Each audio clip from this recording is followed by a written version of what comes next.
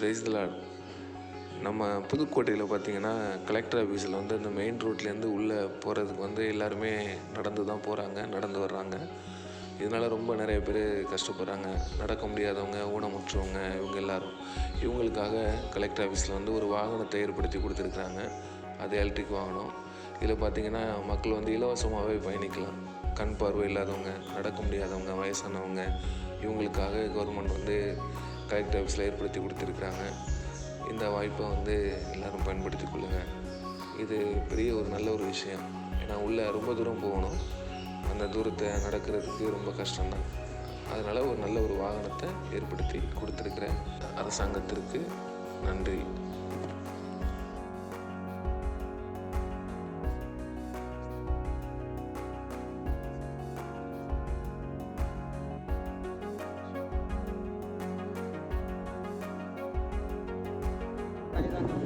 ஏன்னா இப்போ இந்த வண்டி கொடுத்துருக்காங்கல்ல, இது வந்து கலெக்டர் ஆஃபீஸில் கொடுத்துருக்காங்க. இது வந்து யாருக்கெல்லாம் கொடுத்துருக்காங்க?